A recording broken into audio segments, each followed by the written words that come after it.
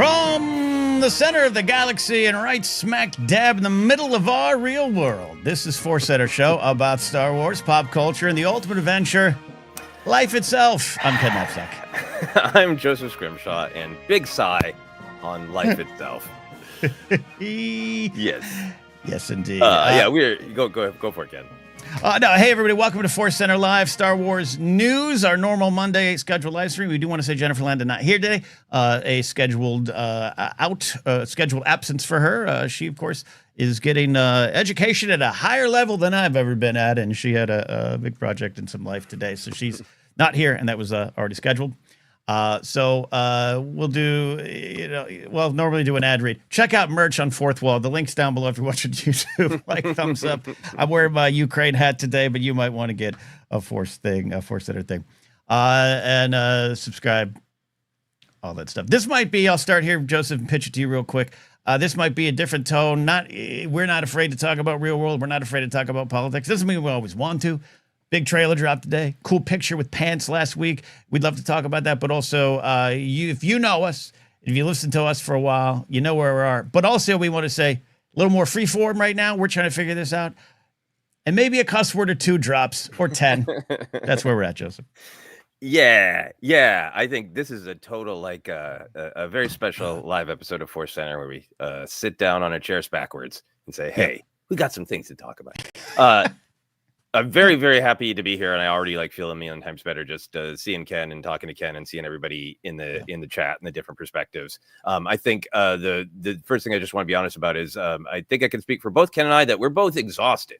It's always difficult to talk about when Star Wars and the real world merge. Sometimes when big things have happened, I've written up a script so I don't step in it. Right. So I say exactly what I mean. And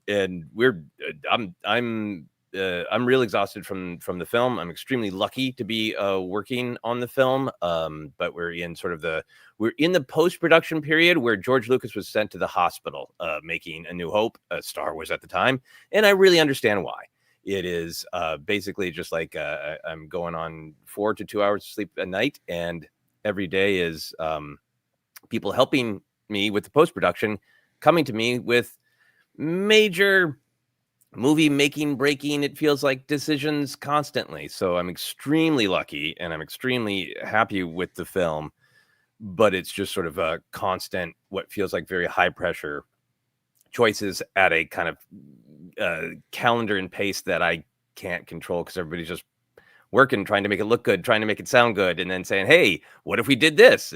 Drop everything and figure that out. So I just want to be very honest that I'm tired, and I will do my very best to speak clearly and honestly about touchy topics, but I apologize if I put my foot in my mouth.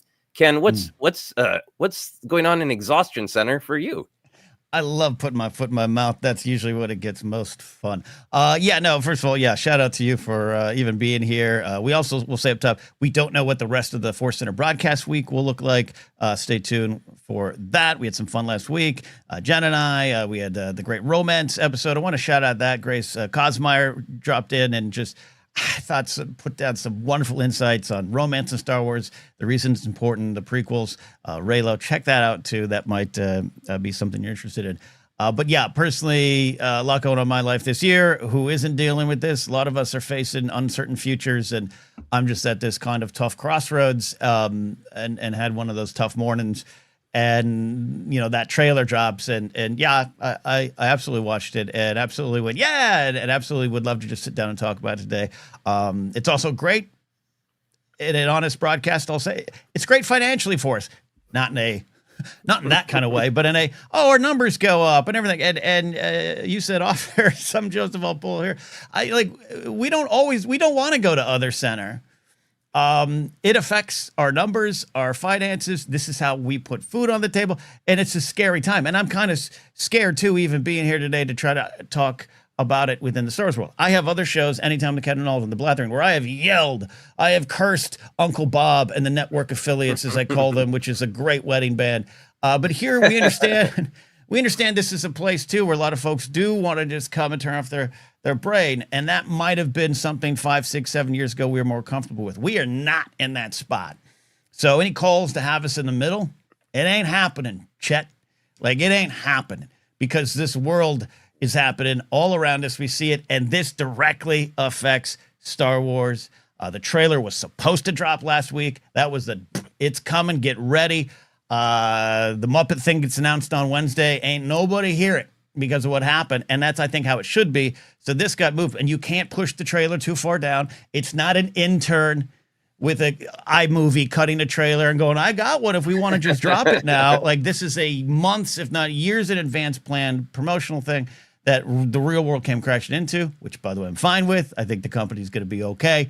But all that's in my head, and I'm just in a spot of vulnerability of same. I might get a little angry today. I might get a little sad. I don't know, Joseph. Mm-hmm. I also, wish I could just talk about Baby Yoda too.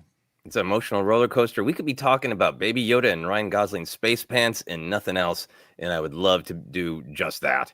But it does get complicated real quick. I wanted to pull up a comment here from Obi-Wan Jacoby. Says, I'm here from work, but debating if I feel up to this topic right at the moment. If it's more trailer talk, then I'm happy to stay aboard.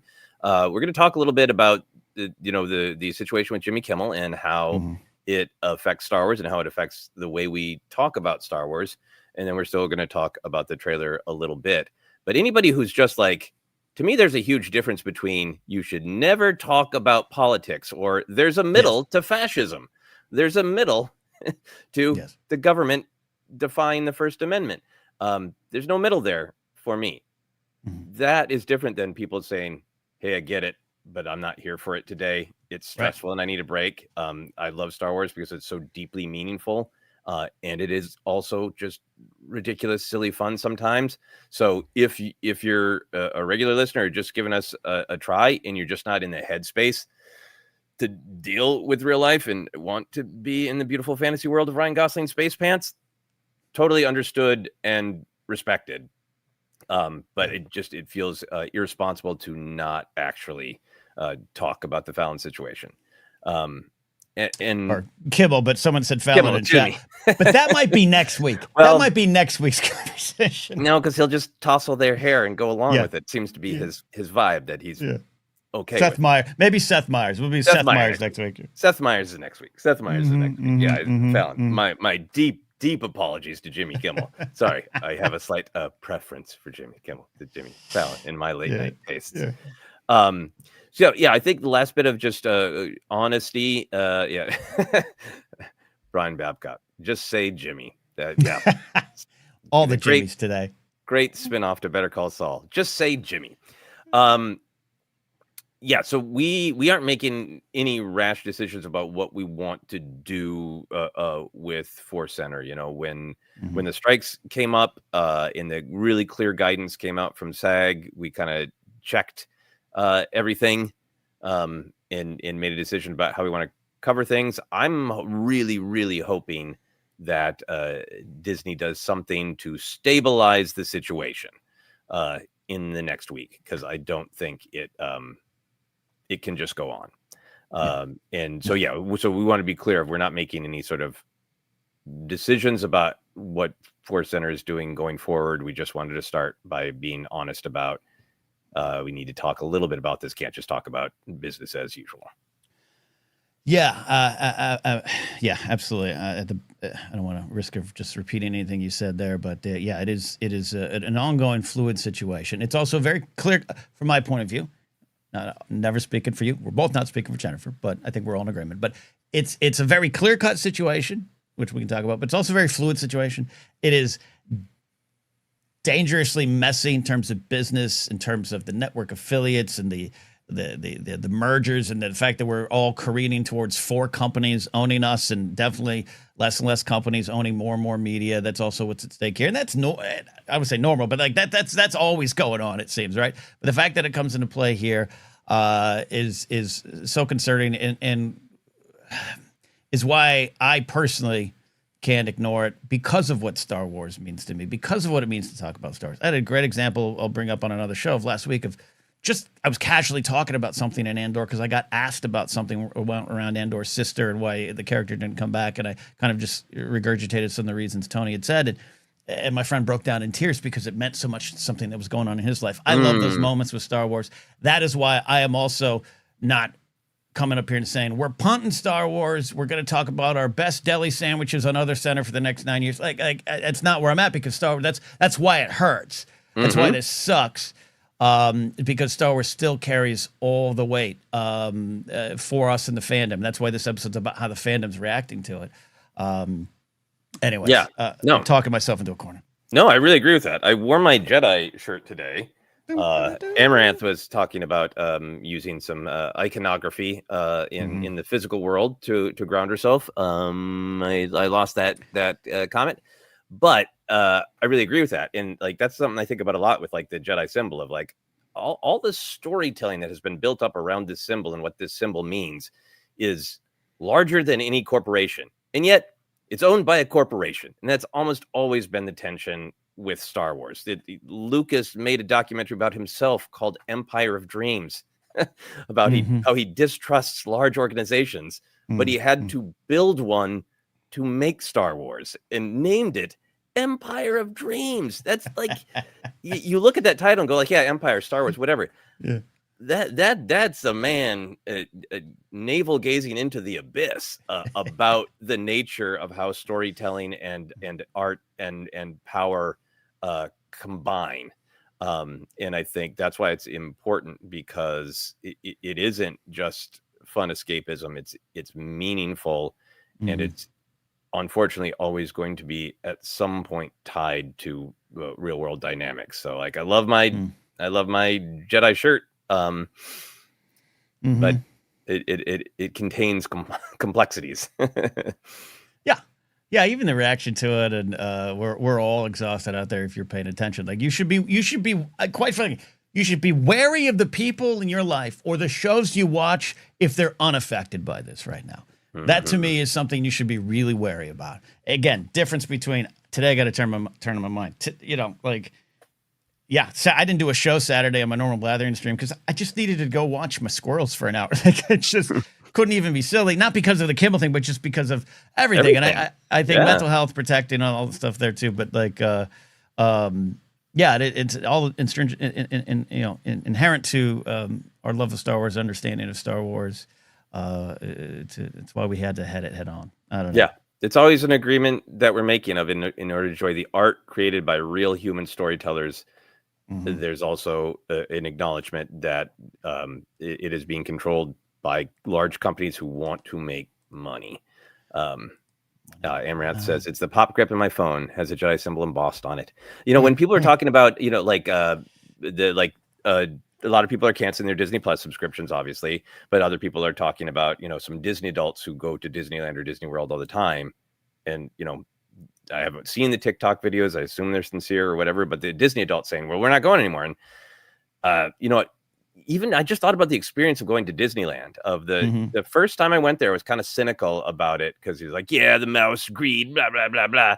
It's kind of how I grew up. And then when I went there, I was like, how do they do this magic act where going to Disneyland is like the most magical, beautiful, transported to a land of dreams, while also aggressively gouging you for money at every possible moment. Like to me, going to Disneyland is like, this is a beautiful dream, and a mouse just took $5 more out of my pocket while I wasn't watching.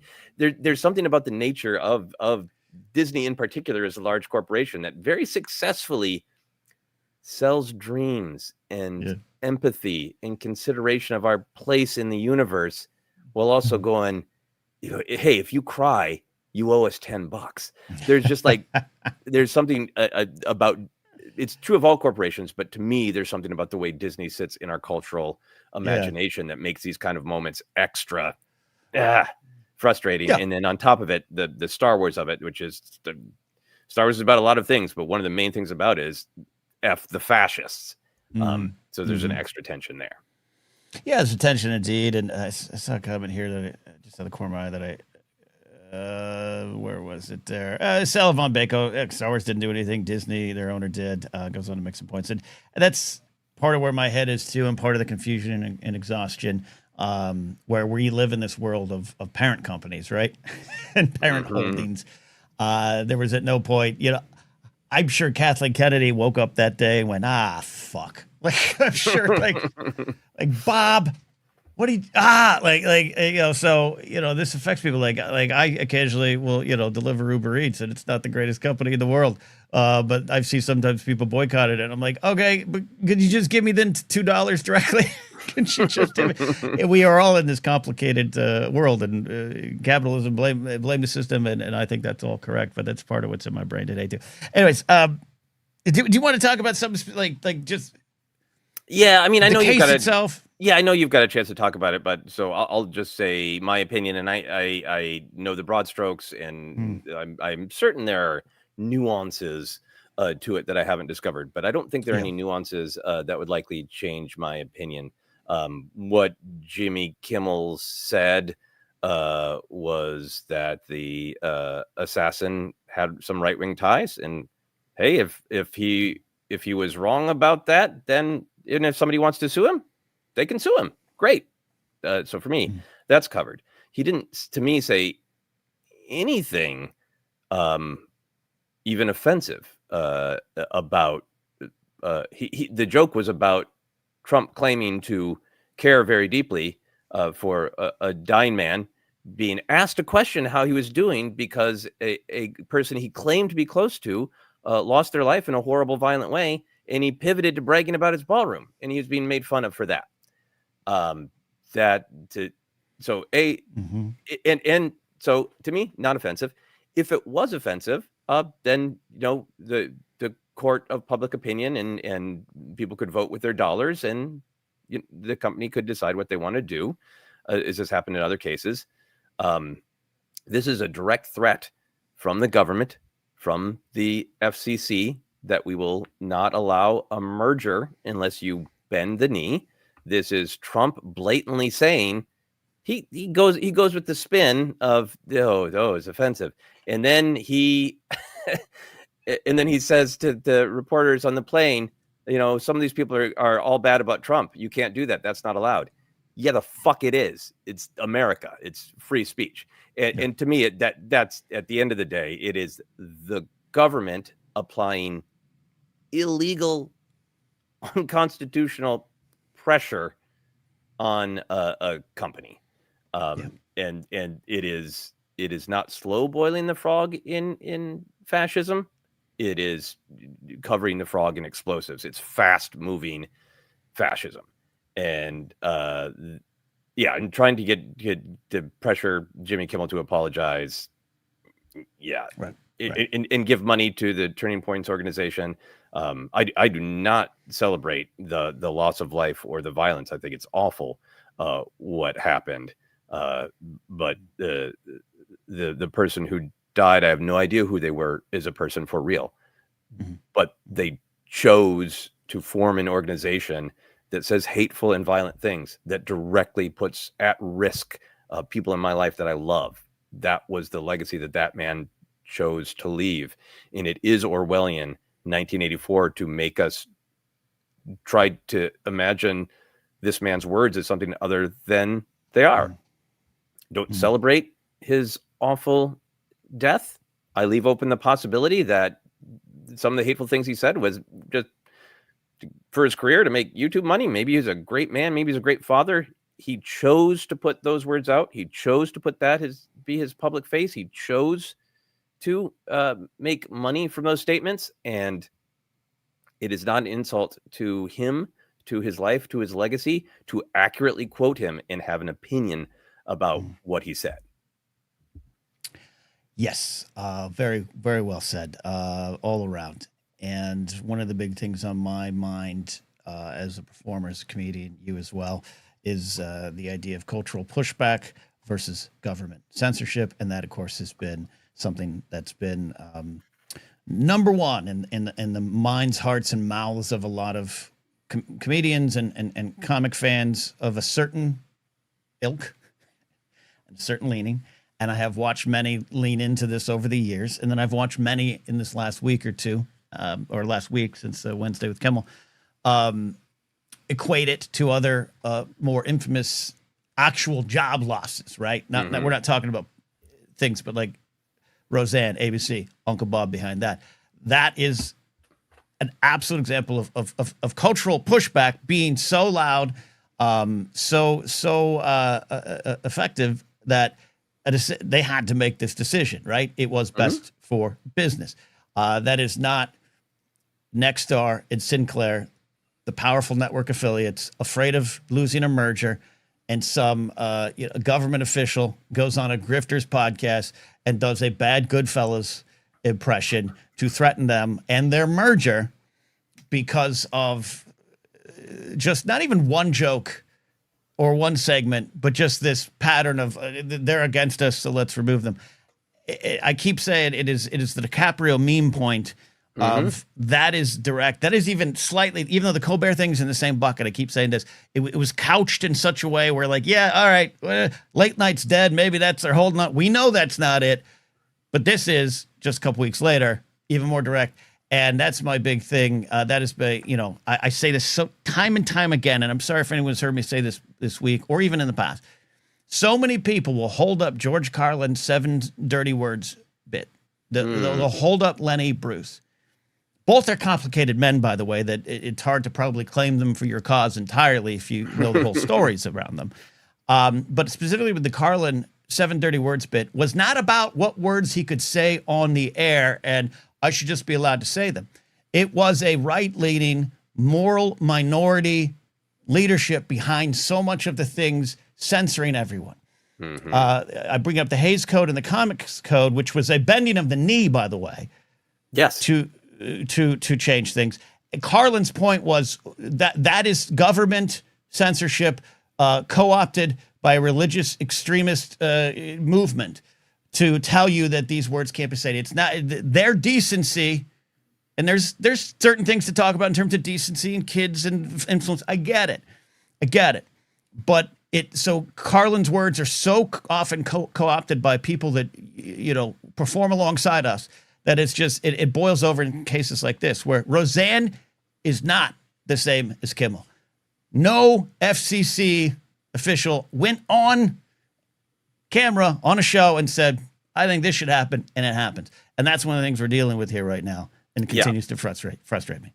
And to add to it, Dr. Professor 76, excellent quote from Andor, they don't even bother to lie badly anymore. That is, for me, where we are at in the fascist experiment that these goons are trying to speed run in America is they're not even sticking to what he said about Charlie Kirk was unacceptable. Days later, Trump is saying, you're not allowed to have 97% of your show be bad about me. So take away all of what did Kimmel actually say, and how do you feel about this public figure and all that? Take all that away. The FCC is Trump's guy, and if they get to do this, then under the flimsiest of excuses that they don't even support themselves, then are you not allowed to use the word blue anymore because Trump doesn't like the color blue? Right. We're not. There's obviously much more awful. Maybe there's certain kind of people who just shouldn't be on the air. You're not going to get your license. You're going to get your license revoked. Yeah, you're going to get your license revoked if these kinds of people that we don't approve of. This isn't a slippery slope. This is a incredibly fast, dangerous water slide into repression of free speech. And it will only be allowed if we allow it. They're testing to see if we'll allow it. And I think that's where it comes to me to ForceCenter. I want to talk about Ryan Gosling's Space Pants. I really love that trailer. I want to talk about it. Yeah. But there is a question when they're speed running the fascism this fast of Disney would just like us to move on. And how much are we helping people? This is a crisis. Disney has to resolve it. They either have to decide we're sticking to our guns, we're bending the knee, or they have to come up with some sort of compromise that Kimmel accepts because this can't stand. And trying to go back to business as normal, I want to. But I feel like I'm giving them cover. I feel like we're taking the pressure off of the controversy. Right. Yeah. Yeah, absolutely. John saying just got here. They're going to break down the new trailer on another stream. We might talk about it here. We're not doing a breakdown. There's more important things at hand for us to talk about as humans. But John, if you want a trailer breakdown and discussion that might come later, or maybe later next week, we'll see what's going on. Yeah. And the other thing that it's this. Talk often about the network affiliates and just this syndication, arena and the power they have and the advertisers. Nothing new. I always joke that's why a big reason why Leno got his job back is the open campaigning. You don't like this Conan guy. He's not doing good. These ratings aren't good. This isn't good for you. This is kind of the power they have, and that's also been kind of brought to the forefront for me too, of just this business world that keeps spinning wildly out of control. The fact that we got the Ellison family that's close to owning now, in part at least, a new version of TikTok, Paramount, Oracle, all these things that they got. It's just frightening too. And then to see not even that Iger Disney were in a hard place, but just to see it like play out that fast. Your big $6 billion merger, I don't know, might be gone if you do this, and have it that fast is also frightening to me too. Beyond even just the free speech thing, but just this world we're trying to survive in, that we all are having trouble surviving in. And on top of that, I'm not a big fan of all these huge mergers. Yeah. So right. Like I really don't like our entire infrastructure being controlled by about 15 midlife crisis billionaires.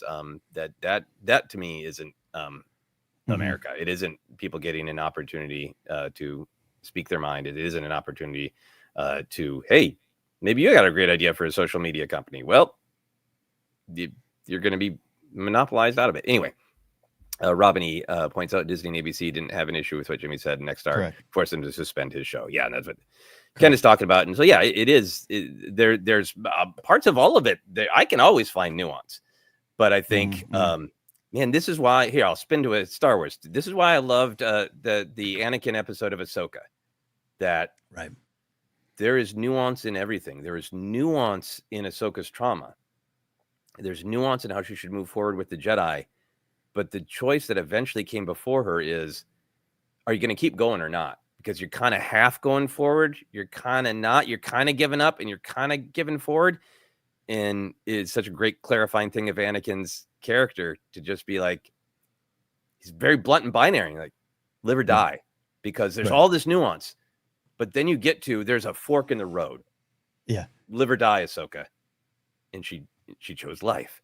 And I think for me, there's all ins and outs of these topics. They're complicated, but at the end of the day, I believe in the First Amendment, and I believe Trump is a fascist, and that's a live or die moment. And I'd like to live. Yeah, no, absolutely. It's been really difficult last a couple weeks on personal levels with people in my life that I've known for 25 years, who I adore. Who just we see things differently now. It's beyond just I'm trying to find the right way, Joseph, to move forward with what is my goal here, right? Like, how did I change? How did I change from a Bush, McCain, Romney Christian kid from a small town to someone who sees the world entirely different? Which is my journey. It might not be your journey out there listening. This isn't just simply Republican, Democrat to me. This isn't that at all. It's how the glasses in which you put on and see out into the world. Do you see with empathy? Do you see with compassion? And that's where I go. But the change happened subtly, and so much had to do with Star Wars. But in those last couple of weeks, I really feel as though, from the Kimmel thing to the horrendous murder that we all watched, right? The clip found you whether you wanted to or not. And it should not have happened. That should not be the case. But that's been the point many people trying to make for a very long time about gun control, or just the state of the discourse world, all that stuff like this. This isn't good. But I look at it and see an apple, and other people go, yeah, that orange looks great. And I just don't know what to do with that anymore. I don't know what to do with that anymore. And I do find that using something like Star Wars, communicating through Star Wars or whatever they love, pro wrestling sometimes for me does help. It is effective in at least opening channels of communication with the people that I still want to communicate with, you know? Yeah. And when I say still want to communicate with, that like I have 25 years of love for, how do we do this? Yeah, I think for me, I think it is so much easier said than done. But I always have empathy for people, but there's some ideas and choices that I can't compromise on. There are people in my life who that deserve to have a great and normal life and aren't criminals or terrorists. And I'm not gonna meet you halfway on that. If I can still have empathy for you as a human. I see from the chat that people are saying that something's happened with Kimmel. Yeah, I'm confirming that it might be back. So all right, there we go. Just talk We about did the it. trailer. No, absolutely not. Ryan Gosling's pants. Let's talk about Gosling's hair. Now, this still leaves a scar, right? This still leaves a scar for me personally. Yes.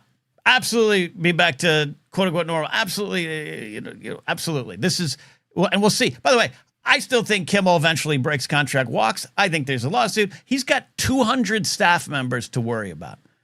He's got 200 staff, and good information from sources on the ground, from circles that you and I know, Joseph. He called each and every one of them individually, and they were all going to be covered. But musicians waking up without jobs, and the musicians union being like, the fuck you just do, Disney? Like, no. We told you all up top if you missed it. ForceCenter a little rougher today. So this is the right decision. All eyes on Jimmy. We'll see. But this doesn't necessarily fix it. It's a path forward. It's the right thing. And I do think economic boycotts worked. I do think people out down there on Buena Vista, they see that stuff. That finds them. The handwritten letters find them. They're not in a silo. No. They're powerful and on the upper level, but this kind of, when the foundations of their power shake, they get afraid. So that is good news, but not the end of our conversation. Yeah, and I still can't find an actual article. I'm starting to find it. Googling.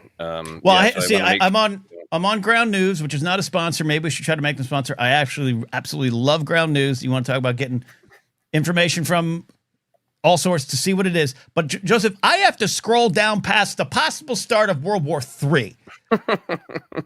Again, I have a Ukraine hat on because I'm Ukrainian. But yeah, it's starting to show and roll that this is real. I don't we trust our audience for saying it. Of course. But Kim, but then I think we all have to look out for the trap of like, yeah, TV Mojo says, like, who the hell is TV Mojo, right? If I don't know that. David Mackay says Variety, and I trust David Mackay. He was in Game of Thrones. Okay, well, this is in quotation marks, but still want to see, and that's a screenshot. The world is just very hard to trust. I think it because it takes time. It's not about not trusting. It's literally like, okay, somebody I've never met on social media put quotation marks around it. It must be true. Or, hey, it's a screenshot of white text on a black background. It must be true. And like, yeah. Well, it's because I've seen so many friends who've like reacted to just like movie clickbait headlines, like has nothing to do with reality. Of just like Darth Vader's coming back and his armor's going to be pink, and people are like, rah, rah, rah, rah. I'm like, what? Yeah, and a lot of times there's reactions to this is different, this is bigger, but like. I look at it. And as someone in our chat asked, and I want to be clear. I want to be clear. I am not angry at anyone who has the thought of, wow, that trailer this morning seemed like a coincidence. It was planned, man. They don't just do this. They don't just do this stuff where, under extreme cases, maybe bump it up. They change things last minute. Heard rumors of JJ editing the Rise of Skywalker trailer till the last second, like that all stuff. But but that my point being, Joseph, that spread around like wildfire, and just becomes fact, and then helps muddy the actual situation to me. Side rant. Important side rant. And thank you, James Farley. I'm seeing it in Variety, Byline, Brian Steinberg. Great. That's the kind of stuff that we need. Thank you, April Fresh, who says, trust and verify always. Signed historian. Thank you. Thank you. All right. Yeah. But it's harder. And by the way, I fall victim to it as well. There was something that I do was too. Yeah. directly attributed to Kirk that was not 100% true. Stephen King kind of stepped in it, but things fly at the speed of light around the world. But when you dug into it, it actually might have been just as bad, if not worse. So, but it's important to dig in when you have time. Okay, I'm looking at the Variety article now, and I will just read part of it for my own edification. And clearly, everybody in the chat has already read it. We've spent the last days having thoughtful conversations with Jimmy, and after those conversations, we reached the decision to return the show on Tuesday.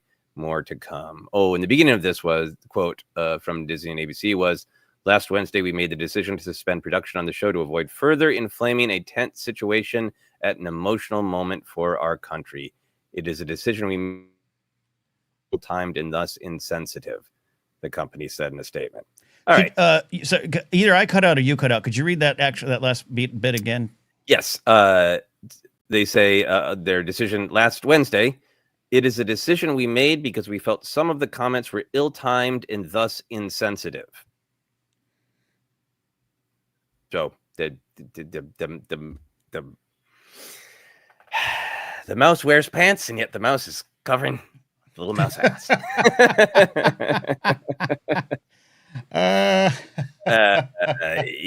Yeah, but that's great because they're trying to make sure it's like, last Wednesday we decided to make our affiliates happy by bending the knee and violating the Constitution. Then millions of you canceled your subscription. So last week we felt Jimmy said some things that put our $6 billion merger for our network affiliates in the pincher. That's all. That's all. Yeah. And again, sorry, I don't want to litigate. There's been, by the way, worse jokes. Worse jokes in text threads. Worse jokes are what he said. Again, he was so publicly. I don't know. He was nice publicly in that statement he said about the incident. Jimmy, I'm talking about Jimmy now, but that bit was also like he played a clip. He played a quote from the president. That's the so Orwellian. You can't quote my words, which has been going on with both Trump and Kirk. And fine, maybe some places here and there have misquoted him slightly. Yeah, but a lot of those quotes I have. Yeah, they're videos. What the man said, and so the like. Yeah. And people have been talking about that. It is the goal of fascism to allow the double speak and to allow the hypocrisy to be like, I said a thing, and then you're like, hey, you can't say that. Just be like, no, I didn't say that. That's right. Fascism is built to get power, and that gives people power to be able to say what they want and then go, no, I didn't say that. So I think it's important to realize that's the world we're in. I think we all as individuals feel like, at least in America culturally, like being called out for being a hypocrite is like a really shameful thing, right? Then when somebody discovers you're a hypocrite and points the finger and says you're a hypocrite, you're like, oh. And I feel like we're still operating in this sort of political world where we think the fascists will be like, they caught me being a hypocrite. And like, I'm glad that we talk about it because we need to vent because it's maddening. Yeah. But it's the game. They're being hypocrites on purpose. It is one of their main points of power. And did cover this really well. Like, we're lying to your face. Yeah. Because we want to feel that not only can we do the awful thing that we did, but then we can also look you in the eye and go, we didn't just do that. But one of my least favorite people in the world is Mike Johnson. And to have him go, well, if anything, the false prophet in office, I'm adding that part, that's not a quote, was an undercover agent for the FBI down there, Mar-a-Lago. And well, what I didn't say that, what I meant to say. Like, it's like, right. Krennic standing up. I didn't say, oh, it's beautiful. I didn't say that. What are you talking about? Yeah. So and a lot of folks in our chat here are working through everything. A lot of people feel like are talking about feeling like trust is still violated, and they're maybe not rushing. People who canceled, maybe not rushing to renew. And it'll be a scar. It'll be a scar. People talking about Disney Plus is where you get the brand new shows, but a lot of great discussion of libraries being a great place to access older Star Wars. Nick Arcus quoting one of my favorite Palpatine moments. "You seem agitated, my friend." Dark Lord, body in constant pain, wrapped in a metal prison, sitting on your throne above the lava where you almost died. Who just got your ass handed to you by your old master again. Seem a little bothered, dude. What's the problem? Yeah, it's you know, some folks disagree on the. Yeah, Kevin said this backlash isn't gonna last long at all. It might not. We love as a society going back to normal. I keep saying that the revolution will not be live streamed because that would take a Saturday afternoon away from us. You know, like I can go save democracy. Grr, but man, I was going to the grocery outlet in the mailbox. I don't know. It's a Saturday. Like that's kind of you know, a true statement, whether I like it to be or not. Well, and I think it's where we're at, and a lot of people have discussed, like, don't let the fascists take your day-to-day joy. So it's really hard to pick and choose. That's like, big okay, for me too. this and for me, this was one of these, like, oh, I'm really not lying. I didn't want to talk about this, but it's like I can't. It directly impacts what we're talking about. We can, by not talking about it, we contribute to the normalization of it. We help take the pressure off. So I think it is a matter of we have the luxury right now to pick and choose some battles, in my opinion. And I think and focus on it's we're already all dealing with you know, ADD, ADHD markers, late stage discoveries of our brains, and hell, one of the reasons we don't have a news outline today, I forgot to do it twice, including I emailed Joseph yesterday, said, "All right, I'm working on the outline right now." Took a phone call from my mom, and 9 hours later realized I hadn't done it. Like, and then you throw the state of the world, and it is. That's why I get a little upset too. I don't want to, you know, again, stepping on any toes of everyone out there, but I get a little upset sometimes when there becomes these arguments of you're not resisting in the right way. There's several ways to resist. There's ways I'd like to see people do it. There are some of those little battles, some of those little things you choose. Again, you know, having a grandmother from Kyiv and a grandfather kicked out of the Soviet Union by Stalin himself, like that I'm clearly going to focus on that maybe a little bit more than others. Doesn't mean I don't care, but it's just like that's sometimes all I can get to. And sometimes all I want to talk about is, Joseph, what's your favorite Twinkie? Like, and we all have to kind of deal with that in this 24-second news cycle. Yeah. And I think institutions are the most powerful pushback, and we as individuals, the way we push back on institutions. So we'll see how this all plays out. But with Kimmel coming back on Tuesday, and with the statement that Disney's made so far, backpedaling from any sort of like government pressure being a part of it, it's the public face they're putting on it. That's a great point. I don't know about that. Anyway, Kimmel being reinstated is a victory, and it's important that the victories come from institutions because people are writing eloquently about on Blue Sky. The current administration is doing a fascist hand run, and they're putting their hand in every cookie jar they can. And sometimes when their hand gets slapped, their hand gets the F out of that cookie jar. And I think this is a really great hand slap to fascism. And I think it's because of all the work that so many people did as individuals saying this isn't okay. Gopal said 24-second news cycle is a hell of a 40 slip. It's not a slip. I say that very intentionally. I've spoken about this on Anytime and the Blathering. We live in maybe even a 12-second news cycle now. It used to be, you know, Joseph and I, we're old enough with the gray in our beards, as a lot of our audience is. I've seen our demographics, to remember where a school shooting would dominate the news, as maybe it should for 6 months, just one. Where that was all, you know, every night, even just a normal, I say normal, but even just a plane crash today taken off out of Florida Everglades was 2 weeks leading the nightly news. You know, 2 weeks of we're bringing in our aviation expert to ask about how this goes on. We are now sadly in a point where if I see there was an active shooter into a mass shooter, I check to see the amount of dead And I don't consciously do this, Joseph, but if I'm like, it was only 2, I can still post my podcast. That's the crazy bullshit 12-second cycle we're in now. I just lowered it on the show. 12 seconds. I'm sure this has happened to a lot of people. You're ever scrolling and you see something that makes you feel bad, but you kind of keep scrolling to deal with it. And then a couple seconds later, you're like, something made me feel bad, but I don't remember what. Yeah.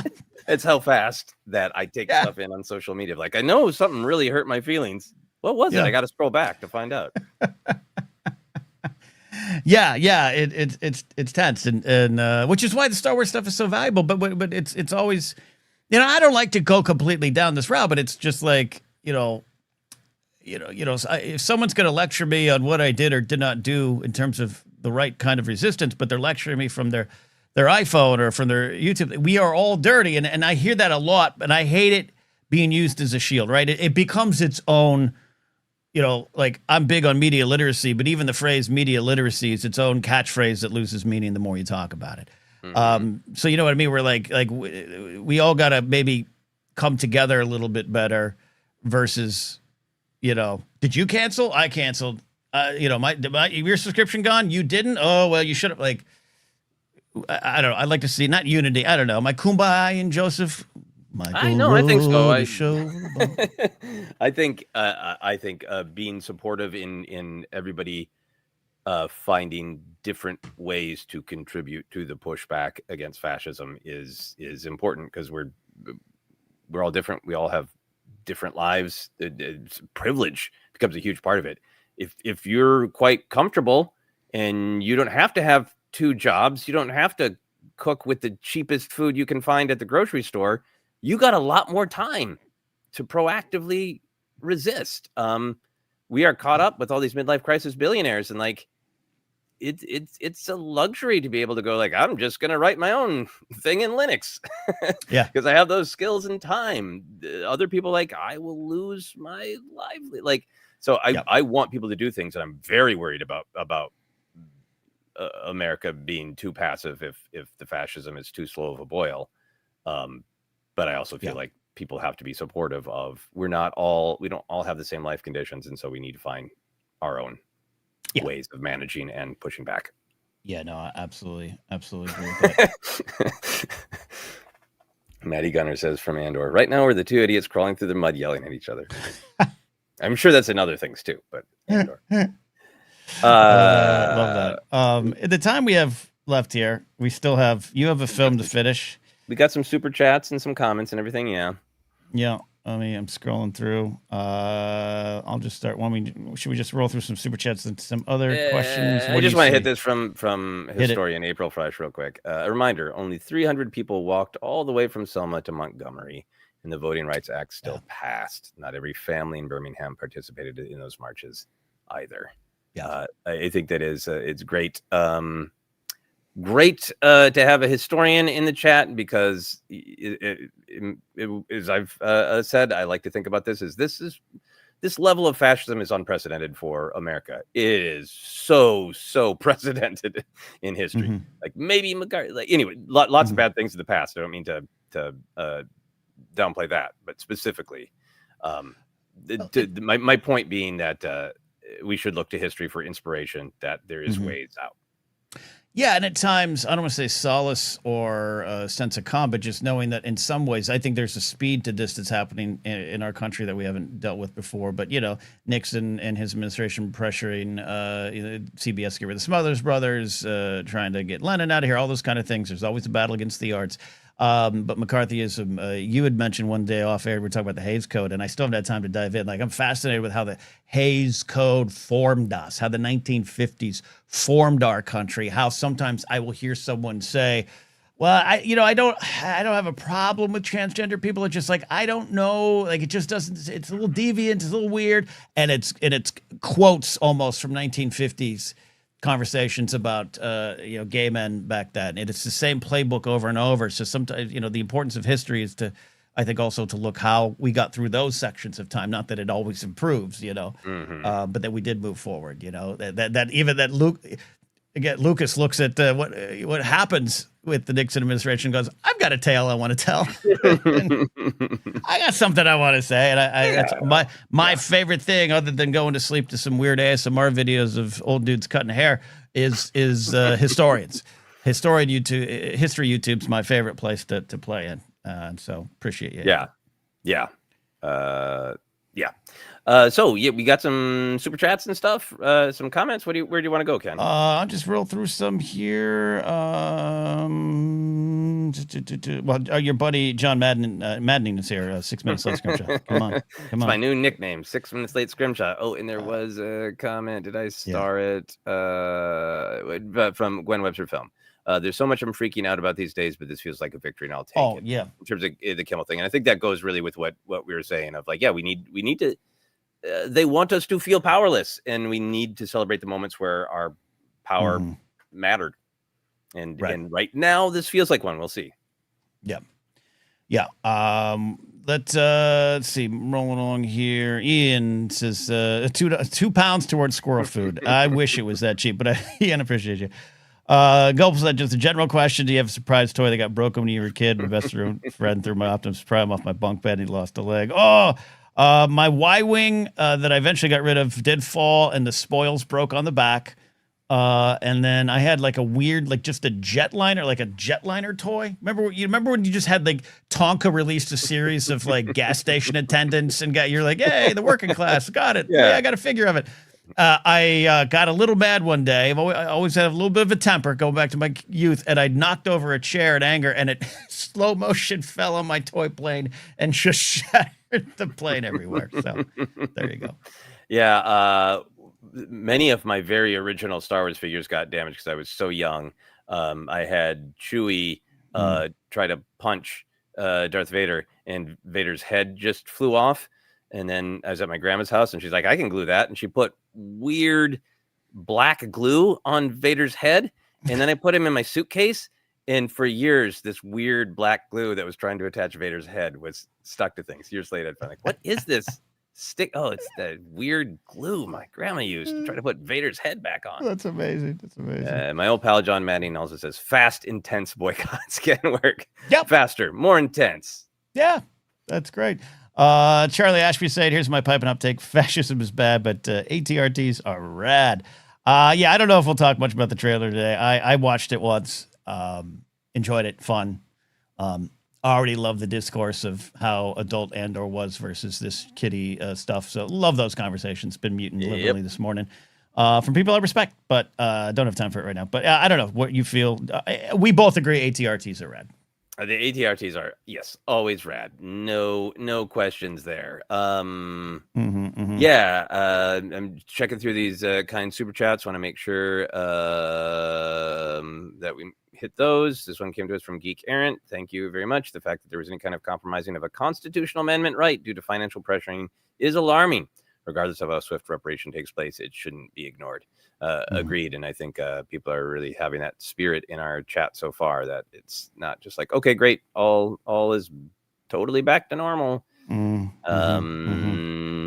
Nicked84 says, supporting our community and the creators while fighting those who do evil is not an easy path to follow. Stay strong. Thank you very, very much. Very appreciated. You see anything that you want to grab here, Ken? Just rolling through. Matty Gunn says for Ken. So, Joseph, you do not get those 2 pounds. They're mine. Actually, by the time it finds their way to us, that 94 cents. How do they do it over there? Gulp will ask, are there any favorite songs to rip off other songs? Yeah, I'm an Oasis fan, like a diehard Oasis fan. Old school, had my hair cut like Noel in 95. All of their songs. That's the point. That's why I loved them. Just nipped things I loved and turned into songs I enjoyed. It's not a ripoff, but because it's specifically an album of covers. But I like the Guns N' Roses album Spaghetti Incident, which is all covers. There you go. Yeah. And I'm going to dress up like a squirrel, and I'm going to get that money by eating Ken's squirrel food. I'm going to dress up as a squirrel, come to his backyard. He won't be able to tell that I'm not a squirrel. It's true. Eat that 2 pounds, Maddie. But also, you're going to have to compete against these 2 Blue Jays that have discovered that there's a bunch of peanuts there and now are aggressively stealing them from me and the squirrels. It's been I had a nervous breakdown this morning and had to stand out there and try to be like, hey, I'll give you your own peanuts. I'll put them over here. Don't take from the squirrels. Oh, love that. All right, I am also. Let's see, I gotta ban someone from the channel who says we haven't learned anything from watching Star Wars. You're literally talking to two professors of Star Wars, dude. Kick rocks. You're done. There we go. Also, let's see. Igor the Mad checking in. Tough discussion today, but no matter where, 4% of the people here are valid and valued. May cut out Star Wars and ForceCenter channel, and sure no. But that was before the big news happened. But please, Igor, don't cut us out. Yeah. Understandable.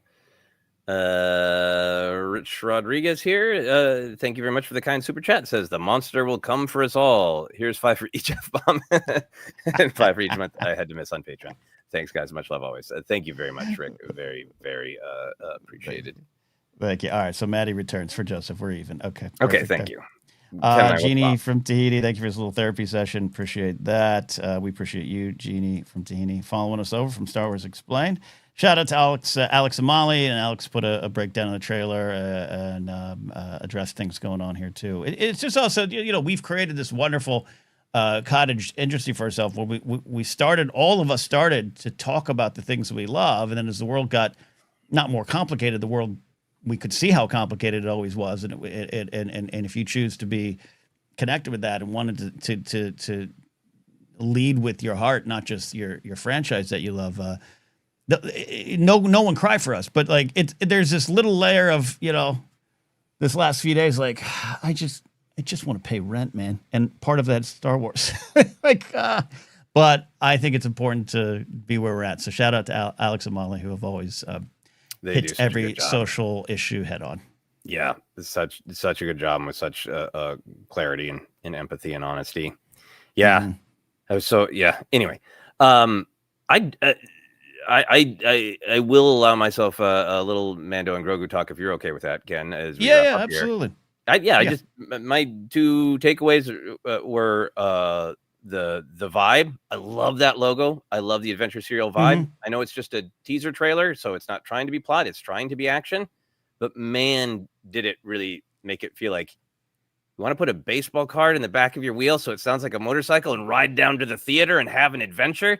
I'm dating myself to what 80s kids thought was a really exciting summer, but it's got that vibe of like, I'm sure there'll be a lot at its heart, but it's got a vibe of like summer adventure. Mando and Grogu explode off the screen. And we've been talking a lot about in terms of the substance, that the story that's really on the table is Mando teaches Grogu what it is to be responsible for yourself in the galaxy in order to become a true Mandalorian, to step up, take charge, own your choices. It's a creed, it's an ethos. So what's your ethos? What's your creed?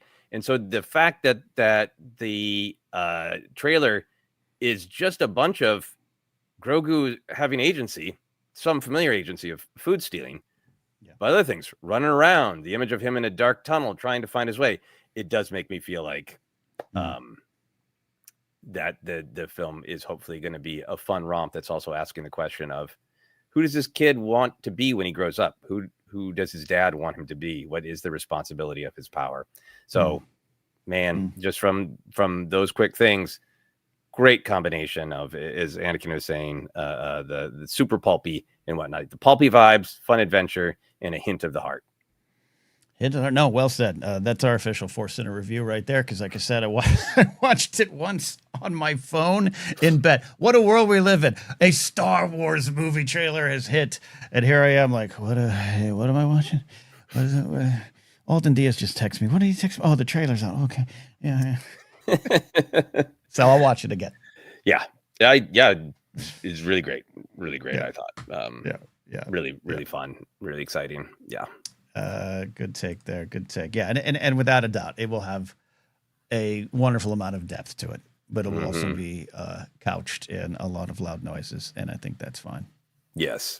To go from the deepest topic of that Star Wars can talk about is the need to fight back against fascism, the sacrifices one needs to make, to Gaz Nottingham bringing up the real important thing. I'm busting to mention a Monomon.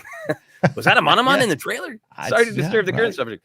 That was one of the things I was thinking about when I was watching this trailer. Is like, normally that's like 8 hours of broadcasting right there. Was that a monomon? That's 8 hours of broadcasting right there. Breaking news is that Boba Fett stuff. No, it's a potato. All right, we'll go to a reporter on the street. monomon experts. Could you imagine if whatever the equivalent of podcasting, well, it was Starlog magazine in 1980. New trailer voiced by Harrison Ford. What does that mean for the character of Han Solo? Does he get into voiceover in the film? Going back to what Jimmy said. This was early in the show, but I want to acknowledge the super chat. The offensive part was the ballroom pivot, which made Carr have to protect his thin-skinned boss who can't take being made to look silly. 100%.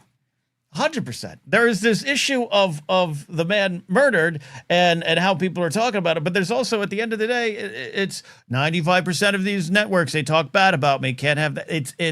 It is absolutely the fragility of that false prophet that drives so much of this too, which is tied to the history of this kind of movement as well.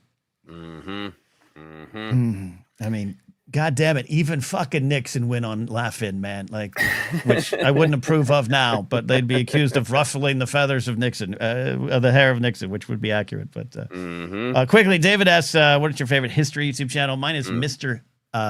Beat, not Mr. Beast. He actually had his channel before Mr. Beast called Mr. Beat Matt Beat. He's a former history, like high school social studies teacher and history major, and he started making videos to kind of help supplement his lessons in class. Blew up.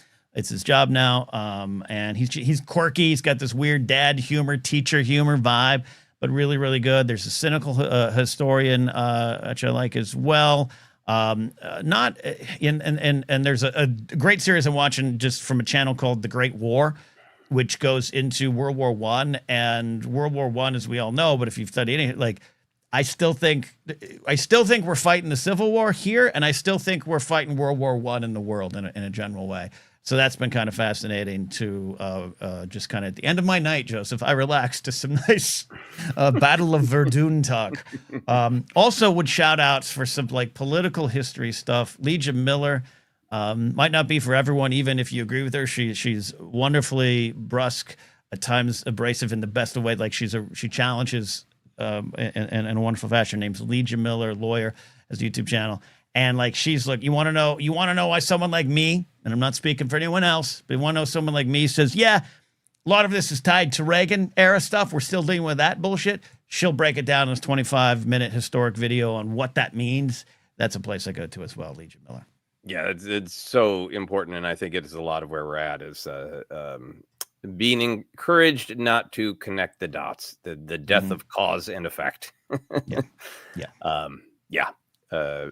I will save that rant for later. I don't spend a lot of time watching YouTube, but I like Rick Steves in general. I find him very charming. He's got a couple great episodes, just like in a calm, clear, friendly way. He breaks down fascism with the same skill and candor that he like breaks down where to get a really good beignet in France. Like, it's so good. And I think it is. I went to college on some grants and some loans, and then a lot of student loans that I paid off for a long time. But I still think that I was very lucky to do that. And I had the benefit of getting education about how exactly what's happening now plays out and how it's played out a million times. There's a playbook.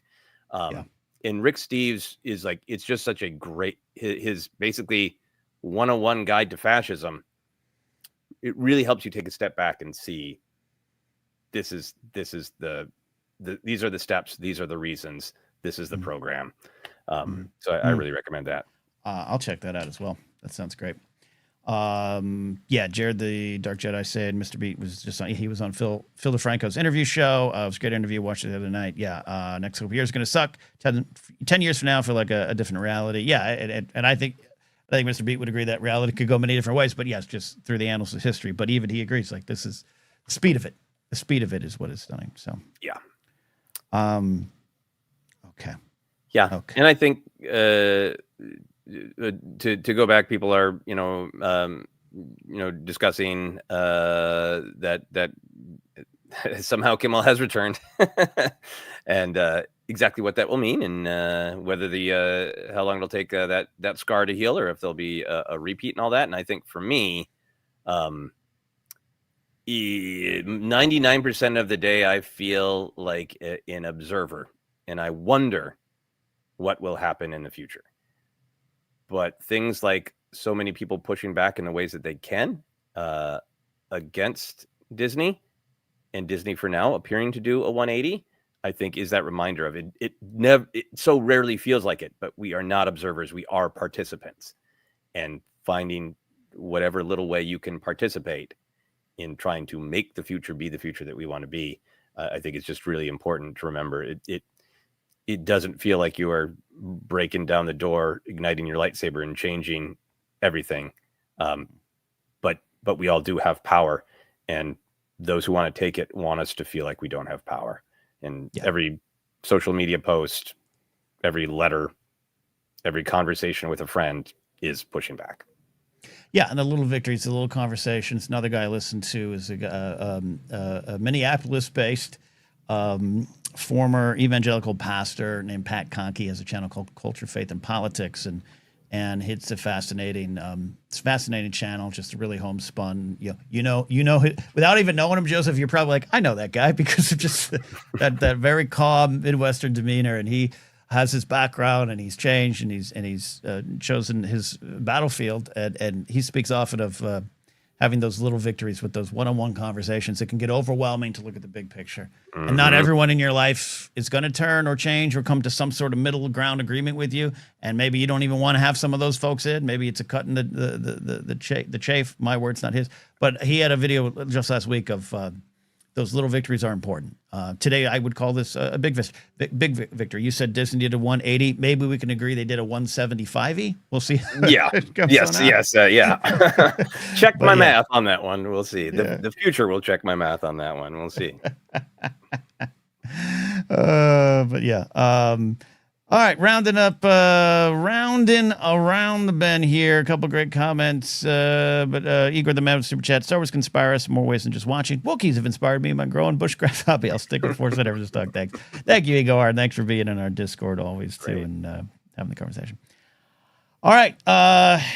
What do we feel? You got a movie to go finish making. We'll find, like I said, bear with us out there. Just might be the next week and a half. I'm out next week. You're out next week. Jennifer's out next week. How dare you make a motion picture and affect our Star Wars talk? And how dare Jed get education? I will actually be traveling next week as well. So we don't know if we'll have something the rest of the week. You can go to our ForceCenter Discord through our Patreon page and kind of continue the conversation there. We have some shorts up, clips out of some recent episodes. So bear with us there. It's beyond even just what's going on in the world, though that is number one in our hearts and minds right now. But like, the ForceCenter's slugging through to get through the other side as we all work on things very hard. Yeah. And thank you for all of you in the chat. So love doing these chats when we're talking about something, fun, and it's really great, when we're talking about something meaningful, and to get lots of, different perspectives, and to hear, from people from different walks of life and expertise. And hear how you're handling it all is really, really great. There you go. That is it. All right. We'll do it again. Follow where you know how to follow. I don't have a script. I don't know. We'll see you very soon here on ForceCenter.